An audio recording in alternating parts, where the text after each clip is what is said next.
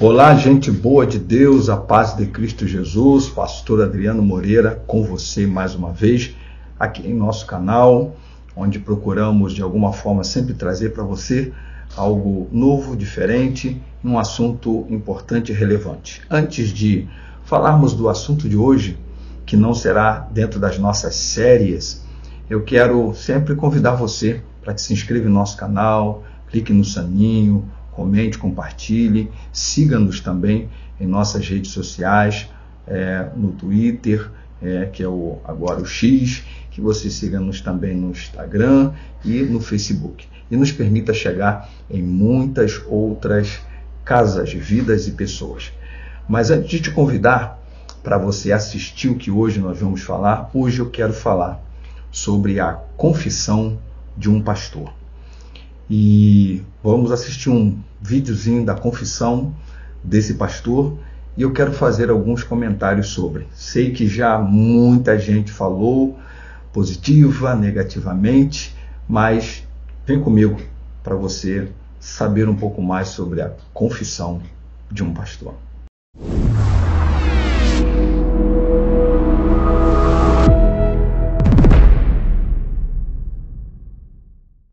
Bem, meus queridos, eu acredito que você que está nas redes sociais e principalmente você que passeia aqui pelo YouTube, já deve ter visto, já deve ter ouvido, já deve ter assistido a confissão do pastor Paulo Júnior, um pastor reformado, pastor da igreja Aliança do Calvário, e pregando muito nos meios reformados, como igrejas presbiterianas, como conferências, da consciência cristã, Old School e outras conferências mais. E ele faz uma confissão, a confissão de um pecado, e eu gostaria de que você assistisse nesse momento a essa confissão e que logo após eu quero falar algumas coisas, entre tantas que já foram ditas sobre esse tema, sobre essa confissão, sobre essa situação. Mas assista o vídeo e logo após eu vou falar alguma coisa sobre. Olá, querido irmão e irmã em Cristo. Depois de um tempo ausente das mídias sociais para tratar da minha saúde, eu venho agora a público falar a respeito do meu ministério. Você sabe que 1 Timóteo capítulo 3 trata das qualificações do pastor. Um homem, se quiser ser pastor, precisa ter aquelas qualificações. Nesse sentido, eu quero dizer a vocês que eu pequei ferindo princípios que ali estão colocados. Por exemplo, Paulo fala que o bispo, pastor, precisa ser um homem temperante, precisa cuidar bem da sua família, precisa ser cordato, precisa ser hospitaleiro, precisa ser dado ao estudo da palavra e assim por diante, não ser violento. Muitas vezes aquela dureza que vocês viam no púlpito era manifestada nos meus relacionamentos e na maneira que eu conduzia a igreja, ferindo, magoando pessoas, membros, sendo muito duro, exigente, e a mesma coisa com membros da liderança, sendo exigente, duro, magoando, ferindo e ofendendo eles. Assim também membros da minha família. E são princípios inegociáveis para alguém que necessita ser pastor.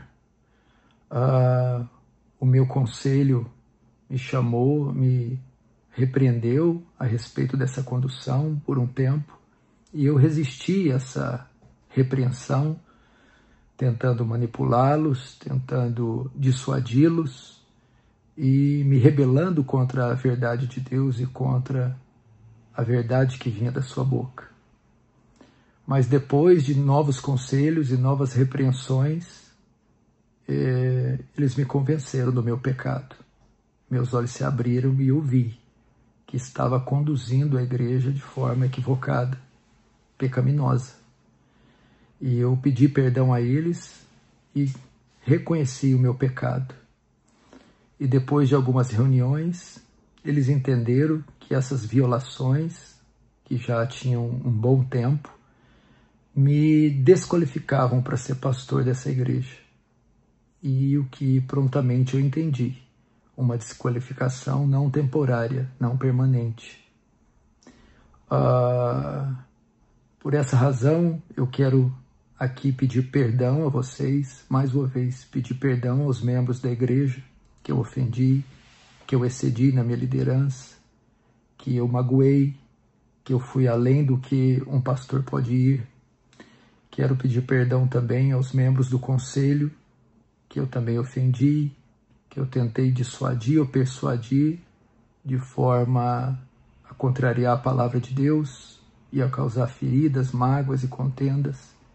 E quero pedir perdão também a todos os irmãos que me seguem e que têm algum respeito, apreço, amor pela minha vida.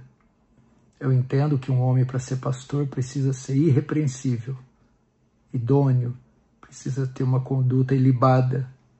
E nesse sentido eu falhei. E por essa razão estou sendo removido do ministério pastoral. Decisão essa que acolho com carinho, com amor, com serenidade, com sobriedade. Eu que denunciei tantas vezes o pecado, chegou a hora de denunciar o meu pecado e reconhecer que eu falhei, que eu pequei. Nesse sentido, eu também vou ingressar a minha vida com a minha família em uma outra igreja, iniciar um processo, daqui a um tempo, um processo de membresia, porque eu preciso agora de ser acolhido, ser discipulado, ser pastoreado, para buscar a minha restauração da minha alma. E por um bom tempo eu não exercerei ministério nenhum. Não é tempo de pregar, não é tempo de estar nas mídias sociais, estarei afastado de qualquer compromisso com o ministério, seja de ensino, de pregação, seja de palavra, e também nas mídias sociais. Tratarei exclusivamente da minha família e da restauração da minha alma. Eu também iniciarei estudos em uma faculdade de teologia para aprimorar o meu conhecimento, solidificar o meu conhecimento bíblico, teológico, e depois de um bom tempo, sendo essa a vontade de Deus, voltar ao ministério. Por isso eu quero pedir as suas orações. Não deixe de orar pela minha vida, não deixe de orar pela minha família e pela igreja que eu deixei. Peço compreensão de vocês, amor de vocês, o carinho de vocês. Você sabe que a internet é palco de muita fofoca, maledicência, discussão. E esse vídeo vai trazer reações, vai trazer respostas de toda sorte. Mas é isso que eu tenho para dizer para vocês, e esses são os meus pecados. E mais uma vez, eu peço perdão a vocês. Um grande abraço do seu querido irmão, Paulo Júnior.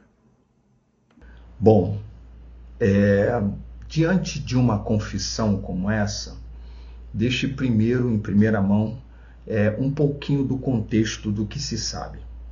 Ele é o pastor, melhor, era o pastor da Aliança do Calvário, da igreja, que começou com ele. E segundo a confissão dele, ele estava sendo muito radical, muito tirano, muito déspota na sua liderança. E a partir daí, já há um bom tempo, ferindo muita gente, ferindo muitas pessoas, causando muitos males, e que inicialmente parece que ele não estava despertado para isso. Mas o conselho da igreja, porque o sistema lá é um sistema presbiteriano, né, de governo, né, há conselhos na igreja, ou presbitério, como assim pode ser chamado, chama-o à parte, a princípio o afasta para esse tratamento, desse modus operandi dele. Inclusive, provavelmente também ele esteja manifestando, segundo alguns já falaram, que essa questão da saúde dele era a síndrome de burnout, e que estava se manifestando de uma maneira muito ruim no tratamento dele com as pessoas, até que esse conselho entendeu que ele não tinha mais condições de estar à frente da igreja. E aí, como ele mesmo disse, ele foi afastado, e para que pudesse se tratar, ele estará congregando em outro lugar, sendo pastoreado por um pastor, onde também ele vai fazer o seu curso acadêmico oficial em teologia, porque essa para mim foi uma novidade. Para mim ele era alguém, até por conta de estar muito no meio reformado, pregando em conferências, tivesse uma formação acadêmica teológica, mas ele, na sua própria confissão, pede perdão, confessa este pecado de liderança, que também é um pecado tanto quanto qualquer um outro, e que ele, se lá na frente entender que está bem e que o Senhor possa lhe reconduzir ao púlpito de novo, ele assim o fará. Qual a segunda coisa que eu preciso dizer para vocês?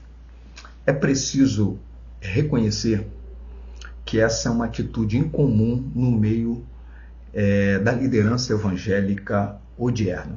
Os líderes de hoje, na sua maioria, não reconhecem seus erros, não reconhecem seus pecados, não confessam, permanecem firmes até o final, e quando acontece de serem tirados da sua liderança, normalmente acontece a partir de um escândalo que tem que vir à tona, que tem que explodir, e série de coisas acontecer, de modo que aquele líder não consiga mais estar ali naquela posição. E muitos ainda, depois de um tempo, tentam fazer de uma outra forma. Então essa é uma coisa que a gente precisa colocar como positivo aqui. Ainda que ele possa inicialmente ter resistido um pouco a essa posição, ou a enxergar que estava realmente pecando nessa questão da liderança, do modo de tratar, do modo de liderar, mas chegou a esse ponto, reconheceu, aceitou a disciplina que lhe foi dada pelo conselho da igreja, saiu da frente, vai estar debaixo de um outro pastorado e buscando se recuperar e se retratar. Bom, isso é incomum e a gente precisa apontar isso como uma atitude que não é comum acontecer com a maioria das lideranças. Então, por isso foi corajoso, por isso, de alguma forma, botou a cara, a tapa, e confessou o seu erro, o seu pecado, e entendeu que precisava desse disciplinar da vida dele. A outra coisa a ser colocada aqui é liderança tirana, liderança radical, liderança déspota, liderança desumana, liderança que não enxerga o outro como um ser humano, liderança que anula o próximo, também é pecado. E é um pecado tão sério quanto o pecado do adultério, o pecado do homicídio, o pecado do roubo, né, da ladroagem, do pecado da corrupção e etc. E nós, infelizmente, temos muitos líderes em posições nas suas igrejas e denominações que estão nesse pecado e que precisariam também dele se arrepender e também confessar e deixar. Outra palavra é que, diante de uma confissão, e isso eu falo já porque já assisti alguns vídeos de gente falando sobre, como eu estou fazendo aqui, muita gente já fez desde o primeiro dia, que isso tem 6 a 7 dias, que ele fez essa confissão, esse vídeo que você assistiu. Diante de uma confissão, ante uma confissão, o que se deve esperar dos que ouvem essa confissão é perdão, restauração, colaboração, se possível for, para que esse confesso se restaure, se recomponha, se recondicione diante de Deus, tome o seu rumo correto, porque quando a Bíblia está dizendo, Provérbios 28:13, que aquele que confessa o seu pecado e deixa, alcança a misericórdia, essa deveria ser a posição onde a maioria aproveita para ainda atirar no soldado ferido. O único exército que ainda atira em soldados que já estão feridos é o exército da igreja, infelizmente, ou dos evangélicos. Então, Por que estou dizendo isso? Porque em muitos dos vídeos que você vai assistir por aí, eu já tenho assistido, muita gente dizendo que ainda tem caroço debaixo desse angu ou nesse angu, que ainda tem alguma outra coisa que ele não confessou, enfim. Eu penso que se tem ou se não tem, isso não cabe a mim nem a você, só a ele. E ele fez, pelo menos, o que entendemos que é o que deveria ter sido feito, e confessou o que tinha que ser confessado. Se tem mais alguma coisa a ser confessada, não cabe a você, não cabe a mim. Cabe a nós, nesse momento, diante dessa posição que penso que ela espero, melhor dizendo, que ela mantenha-se, como ele disse, né, de realmente estar debaixo de um pastorado, se retratando com Deus, se restaurando, se recondicionando, se recuperando, tendo ido pedir perdão às pessoas que também, essa notícia já surgiu também de que ele está mais pessoalmente, além desse público, ele foi pessoalmente às pessoas para também pedir perdão a elas. Então, penso que o que se espera diante de uma confissão que foi feita publicamente, porque ele é uma figura pública, e que também está fazendo pessoalmente a quem feriu. A gente também não tem noção do tamanho dessa ferida, de quantos que foram feridos, de que maneira foi essa ferida. Então a gente não tem como falar tudo, né? Mas entender e esperar que isso esteja acontecendo da maneira como deve acontecer e possa de fato ele conseguir ir a todos os que ele feriu e fazer a parte que lhe cabe. Se ele vai receber o perdão ou não, já é outros 500, é outra coisa. Então não fazer investigação, não fazer especulação, não levantar suspeitas, é o que se espera. Então o que se espera de nós? Oração. Para aqueles que estão distantes, como eu, por exemplo, não o conheço pessoalmente, é orar. É orar, pedir misericórdia, graças a Deus. Graças a Deus para a vida dele e para a vida daqueles que ele o feriu, para todos os envolvidos nessa situação, tanto o ofensor como o ofendido, e que a restauração de Deus chegue em todos os corações. Bem, aqueles que são mais próximos, que possam auxiliar, que possam ajudar, tanto a ele quanto aqueles que ele feriu. A igreja que ficou e vai ficar sob um outro pastorado, possa ser uma igreja que também se recupere e se restaure. Por isso que eu não tenho muito a dizer sobre, porque muitas coisas já foram ditas, muitas coisas foram, mas até um vídeo foi colocado agora mais recentemente de uma pregação em uma dessas conferências, né, o Old School, onde ele chora copiosamente na pregação, e dizendo que a mensagem era uma mensagem para o público que ali estava, mas também era uma mensagem para ele, como era uma mensagem para o próprio autor do texto, enfim, e chora copiosamente, e pedindo misericórdia. Talvez, não sei, ele já estivesse mostrando como já estava psicológica, mentalmente, conscientemente, espiritualmente mal, e que precisava já, de alguma forma, se afastar, né, da sua função, da sua responsabilidade, para não ferir pessoas ou não continuar ferindo pessoas. Então, eu fecho este vídeo dizendo a você que, seja qual for o pecado, principalmente aquele que atinge o outro, a gente precisa confessar ao Senhor e buscar restauração da nossa alma e restauração da alma de quem a gente feriu. Mas eu quero fechar dizendo para você, quem cuida está de pé, disse Paulo aos irmãos de Corinto, lá no capítulo 10. Cuide-se para que não caia. Mas se cair, que se levante, que se conserte, que se confesse e que se alcance perdão daquele que é o Deus da graça, que perdoa a todos aqueles que confessam e reconhecem o seu pecado. Que o Eterno te abençoe, em nome do Senhor Jesus.